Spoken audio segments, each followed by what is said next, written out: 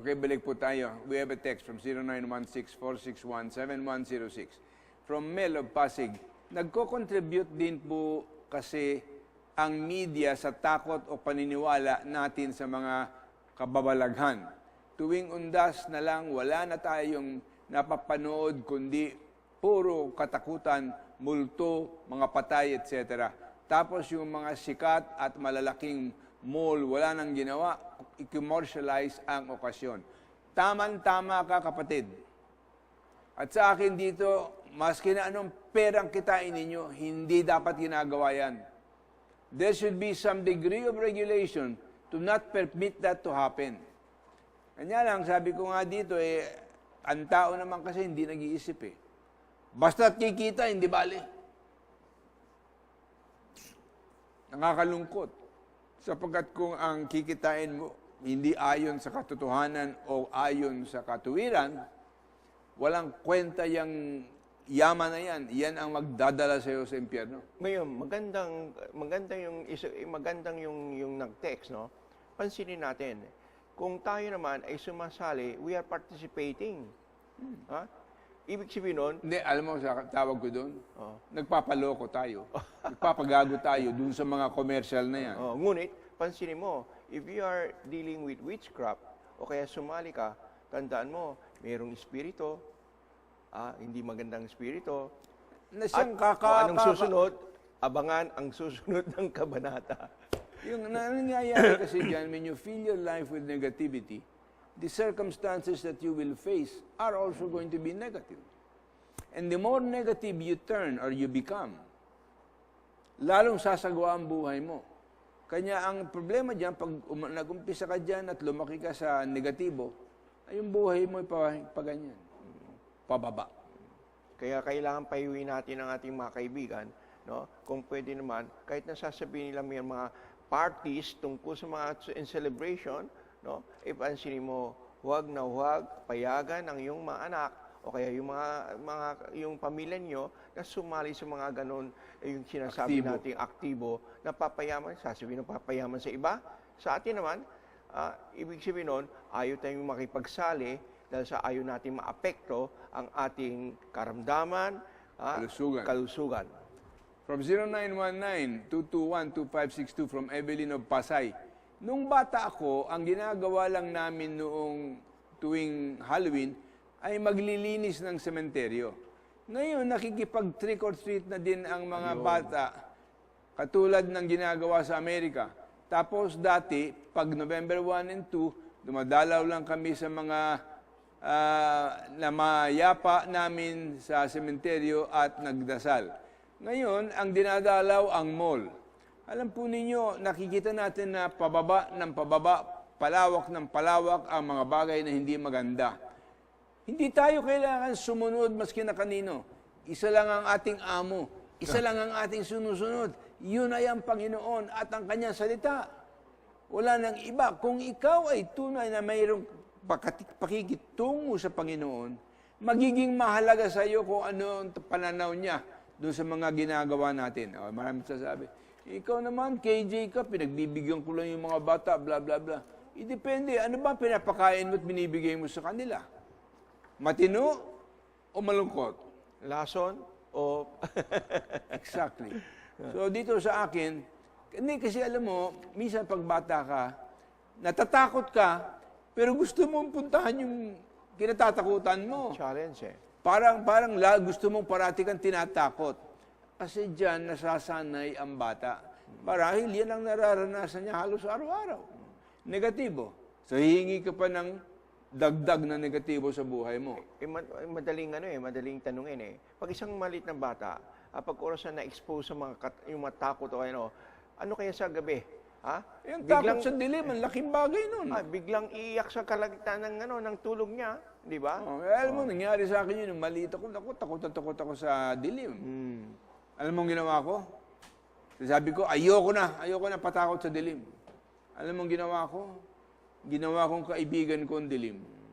Alam mo yung... Nawala yung takot. Alam mo yung ginagawa ng November 1, yung dilinis ng nicho at saka yun ay isang pamamaraan isang pagkakataon na yung mga member ng pamilya at saka mga Nagkakasama. nagkakasama at nakikipagbahagi kung anong ginawa nung buhay pa yung kanilang Kanya lang, ang minamahal. nangyayari dyan, everything is looking back. Nothing is looking forward. Eh dito kailangan, maalala natin sa magandang paraan yung ating minamahal sa buhay na yumao, pero hindi hanggang sa punto na pati tayo napepreso dun sa mga memorya. Dapat. In other words, kailangan, we have to set ourselves free so we can do what God destined for us to do. 0916-736-1583. Totoo po ba na kapag namatay, ang kaluluwa ay pupunta muna sa purgatorio para ipagdasal ng mga naiwan nila at pagkatapos sakalang sila akyat ng langit? Sa amin po, sa aking pananaw, hindi totoo po ang purgatorio. Mamatay ka, ikaw'y nahuhusgahan ng Panginoon kung ikaw'y pupunta ng langit o pupunta ka, makakapiling siya o makakapiling yung mas mahal mong Diyos na kung tawagin si Satanas. So dito, hindi po totoo. Ang panahon ng pagsisisi at pagbabayad, hindi pag ikaw'y namatay, kundi habang ikaw ay buhay.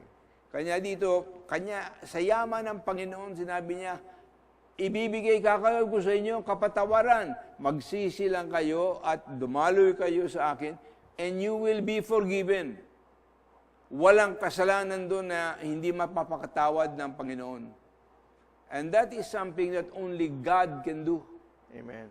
Because binigay niya ang buhay niya bilang kabayaran ng lahat ng kasalanan. Amen. Walang kasalanan na hindi saklaw o hindi covered ng dugo ng Panginoon. Kanya huwag kang mangamba. Kung meron kang dinadala sa iyong puso na akala mo'y napakabigat na pasaning kasalanan, magkumbaba ka sa harapan ng Diyos at ibigay mo sa Kanya at sabihin mo, Lord, hirap na ako dito sa kasalanan ito. Pinagsisisihan ko at lumalapit ako sa iyo ng buong pananampalataya na ito ay pinagbayaran mo na nung ikaw ay pinako sa krus ng Kalbaryo. Hindi na ako kailangan na gumawa pa ng ano pa mang bagay liban sa aking pagkukumbaba at pagtitiwala sa iyo na ako ay iyong pinapatawad. Hindi bukas, hindi kung ako'y patay, kung hindi ngayon na ako'y nananalangin. At pag oras na halimbawa, ang pangako naman sa iyo ng Panginoon, and the peace of the Lord that surpasses understanding will be upon you in Christ Jesus. Ibig sabihin yung pagkaka-concern, yung depression, o yung mga yun ay pag hinandog mo, may kapalit. Ang kapalit noon ay kapayapaan. In other words, para sa buhay pala dito sa mundo, ang kapayapaan ng Panginoon. Hindi sa bukas na pag ako'y namatay at nagpunta ng langit, mararanasan ko lahat ng kapayapaan. No. While you live, you can have the life of Christ in you and the peace of the Lord that surpasses all understanding. And that's what Paul says in his epistles. I have been crucified with Christ, and I no longer live, the life I live, I don't for myself, but I live for the glory of the Lord, who gave His life for me. So dito natin makikita na lahat yun ng ginawa ni Kristo hanggang sa kanyang kamatayan at pagbangon mula sa kamatayan ay para sa atin habang tayo ay nabubuhay. Para yung kaharian ng Diyos ang siyang tunay na manaan. Yun ang ibig sabihin ng Kingdom of God. Hindi yung Kingdom of God sa langit. Ang sinasabi ng Biblia at sinasabi ng mga epistolong yan, it is for now. Kaya kingdom living. Kingdom living, and yun ang ibig sabihin ng Lord's Prayer. Thy kingdom come, thy will be done on earth as it is in heaven. Amen. Yun. In other words, that's not a remedy for afterlife. It's a remedy for life as you live it, while you live it. Now, how does it relate to our topic na halimbawa, anxiety and fear and all of this? Sagabal yun sa kapayapaan ng Panginoon. Amen. Oh, meron tayong dakila na pwedeng nating ihandog upang tayo, ang kapalit nun, ang ako sa iyo ay peace of the Lord that surpasses understanding shall be upon you. Kaya kung minsan sa ating mga panalangin magsama, wala tayo lang sabi, peace be unto you, peace be unto you. It's hypocrisy. Because there is little understanding there. 091622343315. How do we raise mentally healthy children if we are bombarded every day by fears, anxiety, stress, and depression? I have no answer for you other than that you make a very firm determination sa buhay mo at sa iyong sarili. Lord, kanino ba ako mananalig? Kanino ba ako magtitiwala? At sasabihin ko sa sarili ko at sa Kanya, sa araw na ito, Panginoon, gusto ko magkaroon ng malaking pagbabago sa buhay ko at inaalay ko na itong buhay na ito sa iyo. Nagpapasakop na ako sa iyo ng buong puso, buong kaluluwa, buong isipan. At wala na akong iba na pupuntahan at mamahalin at paglilingkuran kung hindi ikaw. Anuman ang pasya mo at gusto mong magawa ko habang ako ay buhay. So pag albating ang oras ng aking kamatayan, it is like a promotion. The Lord will welcome me home into His bosom. Itong dapat may hatid natin sa mga anak, at saka yung mga yung mga ninuno, no? Ngayon, kung ayaw naman natin magbasa ng salita ng Diyos at pinupulunan natin lang lahat ng kabalbalan sa TV, ay wala na akong magagawa sa inyo. Pero Kung yun ang pinili mo, pero matindi na kalagayan, teach a child where he is supposed to be. When he grows up, he will not depart from it. Kaya yung tinuro mo na to be totally dependent, to not fear, and then not to be anxious of anything, ito ay tinuro mo pag lumaki siya at nakapag-encounter siya ng malaking problema sa kanilang buhay o na-encounter sa ibang tao, yun ay magiging kasagutan. bibigyan kita ng halimbawa. Tanong mo sa akin, paano mong palalakihin yung anak mo? Pwede ba isara mo yung TV mo, wag mong panoorin lahat ng kalokohang programa? Tama. Anong gusto mong gawin ko? Yan ang umuhubog sa anak niyo. Mabuti pa, wala kang TV. Tandaan mo, may tinatawag natin na subconscious mind. Yung nakikita mo ay nariyan sa loob. Merong epekto sa epekto subconscious sa mo yan. subconscious mind. Hindi mo lang nalalaman na punong-puno ng pagtuturong taliwas ang mga programa ng TV. Ngayon, pag oras na halimbawa mayroon kang enkwentro, parang nag-feedback yung subconscious mind na kung ano bang, parang computer, kung ano bang nakatanim sa loob, ayun yung magiging responde. Hindi na bali sa computer. Kung anong tinanim mo sa utak mo, yun ang aanihin mo. Now, you want really to change, alam po ninyo, wag niyo isipin na, meron akong pinalalaking isang bata ngayon sa bahay. He's 5 years old. I do not allow him just to watch TV anytime he likes. Huwag din yung gawin yung TV niya na para libangin yung inyong mga anak kasi busy ka. I allow him to watch TV, but not the programs that you see. Ano mo nakalagay sa TV? Nakalagay niya na kailangan subaybayan ay yung manunood, no? Hindi pa nakalagay yan, MTRB. No? Alam mo, sa katamaran natin, iba naman magsasabi, ba't pa nila pinalalabas? Huwag na lang nila ipalabas. But anong ibig sabihin nun? We are in the world of money-making. Correct. In other words, commercial and monetary concerns is serving the God of Mammon. Right. Hindi pwedeng maging Diyos sa buhay natin ang pera. Yan ay siguro kailangan natin sabihin sa napakadami ng mga entrepreneur. Lalo na ngayon na ine-emphasize ang entrepreneurship. Pero the problem is entrepreneurship is being emphasized and encouraged, but never a mention of God's participation in appropriate and righteous entrepreneurship. Kasi po ang entrepreneurship madalas nakita na yan sa istorya ng buong mundo. It is always oppressive.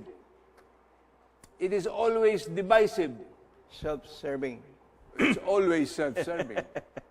Kanya dito, kumisan ang ethical practice in business, ay, nako, napakahirap may spelling. 0943-183-2992. Madalas po kasi, ang mga magulang dahil busy sa gawaing bahay at ayaw nang maistorbo, ginagawang pang-entertain ng bata ang telebisyon. Ayon ang bata, na-absorb na lahat na pinalalabas sa TV. I have absolutely no sympathy for parents that are too busy for to raise their children. Eh, kung pababayaan mo lang yung mga anak mo, ba't ka pa nag-anak? Ano ba yun? Nagpapalaki ka ng baboy? O nagpapalaki ka ng manok? Kaya tinatawag natin na yung being a parent ay hindi, you depart from your own old self, no? Na you were independent at saka yung sariling, you have a total big responsibility to rear up your child where he is supposed to The be. ways of God. Ngayon nga, bigba nga nagsasabi dyan, kasi ang aga ko na buntis, ang aga ko nagkaroon ng anak. Ba dyan, 15 anyos, 16 anyos, 17. Alam niyo naman ninyo, sa buhay, napakadaling gumawa ng bata. Pero talagang challenge ang magpalaki. Pero ang punto dito, saan ang sense of responsibility mo? Nagagawa ka ng bata kung hindi mo kaya. Kung wala kang pampalaki sa bata, huwag mong gawin. Mag-establish ka muna sa negosyo mo. Mag-aral ka ng maigit, masino pang pag-aaral mo. But what you tell me is not an excuse for anything. Your greatest legacy, ito ang sinasabi ng iba, your greatest success is when you succeed with your family. Correct. And your children. Walang ibang mas mabuti kaysa doon. Pansinin mo, pag oras na tayo ay nasa celebrating your parents, 100 years, mga ganito. So what does the children do? They now exalt yung mga ginagawa positive ng mga parents nila. So what have you got to offer when you grow old to your children? Yan. Kanya madalas, ang nangyayari sa bahay, bangayan ang bangayan. Well, my last word on this is, try to escape the fear trap. Try to escape the negative emotional trap. Learn to trust the Lord and to turn over whatever is your situation to Him. He is faithful and true. Okay? So we have to close now, Brother Vic, and let's have just a short prayer on this particular day. Amen. Ako na? Aming dakilang Diyos, naniniwala ka, Panginoon, na you are a God of objectivity.